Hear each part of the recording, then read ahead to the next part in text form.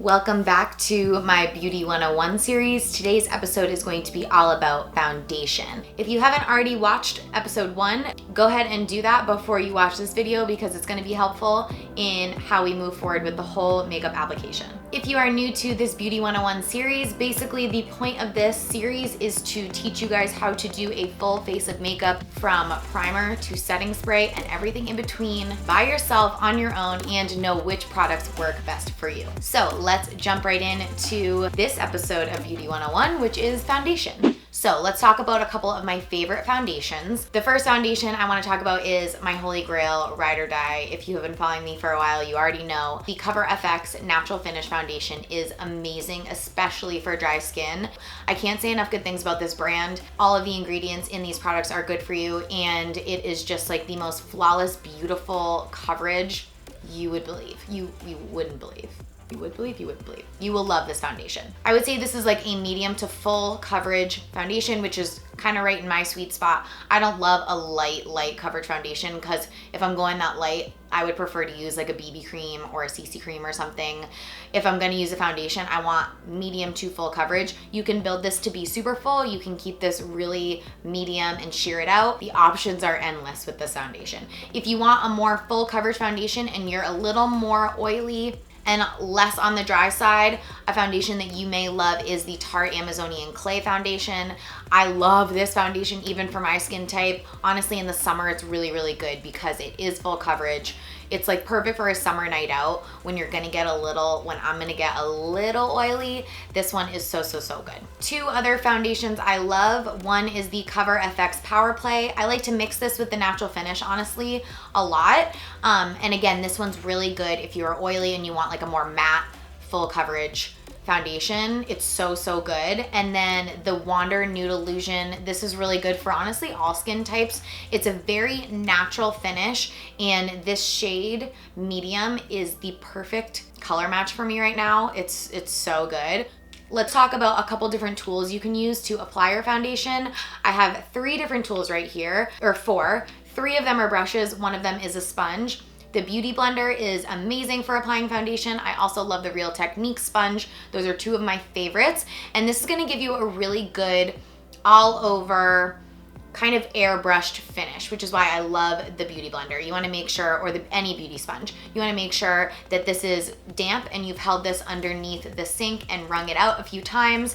And then I go over it with a paper towel and make sure it's dry to the touch, but it's wet on the inside. And that's the best way to use a beauty sponge. If you don't love a sponge because maybe you think it sucks up too much product, which definitely happens, but for me, I have a heavy hand, so sometimes when I put a little too much foundation on, this is really good to help clean it up. If you have a heavy hand, that's a good tip. But some people prefer brushes. So I have 3 really amazing foundation brushes at all different price points. The Morphe M439 is amazing for applying foundation just in circular motions. I might use this one today, I'm not sure. The Sigma Flat Kabuki is also really good. I would say I use these interchangeably. This has been a new favorite in the last like 3-4 months. I've been using this Artis brush so much. It's really great because you don't have to use a lot of foundation and it spreads out the product really quickly. So I think I'm gonna use this one actually today just because this is truly what I've been using and I wanna show you guys. You've probably seen a million videos of people using foundation brushes like this, so let's use this one. When I'm using the Artis brush, I do like to apply the foundation directly on the brush. I just find it works better. Be careful, don't use too much. You don't need very much. So I probably used too much, but I used about this much right on the brush, and I decided to use the Cover FX Natural Finish Foundation, a fave. Watch this application, you will not believe it. I do like to kind of apply my foundation all over before I really start working it in, just so that I know I'm spreading the product out evenly. So whether that is, you know, putting the foundation on the back of my hand and dotting it all around my face and then blending it in, or putting the foundation right on the brush and then going in. Either way works, but sometimes if you just put foundation directly on your face or directly on the brush in one spot, all the foundation is then on this side of your face, and we obviously don't want that. So the foundation shade that I use for the Cover FX Natural Finish Foundation is, I believe it's N35. I actually go between N35 and N40 depending on the season. So N40 is probably more of my summer shade and N35 is more of my, you know, fall winter shade. So if you struggle with finding your foundation shade, I have a few tips for you. The first thing you want to do is figure out your undertone. So do you have warm, neutral, or cool undertones? That's the first thing you want to figure out. Once I figured out that I have neutral undertones, picking out my foundation shade became a million times easier because most brands will separate their shades based on that. So when I say my foundation shade in the Cover FX foundation is N40, the N stands for neutral. They also have G, and then I think they have P. And P is pink, which is cooler undertones. G is golden, which is warmer undertones. N is neutral. So the way you find out your undertones is you actually look at your veins. So that's a pretty amazing application of that foundation. You can see how even my skin looks. So you wanna look at your veins and you wanna see, do I have more green veins? Do I have more bluey purple veins? Or do I have both? Me, I personally have both. You can't, I don't know if you guys can really see, but if I look down at my veins, I see very dark purple and I see very bright green veins. And that's how I know I have neutral undertones. If you have more green veins, you have warmer undertones. If you have more purple veins, you have, or blue, you have cool undertones. So green, warm, blue, cool, both neutral. That is going to honestly change your life when you are looking for foundation shade, especially right now when you can't go into a store really and pick it out and you're just like choosing online. That narrows down your choices from like 30 to like 10.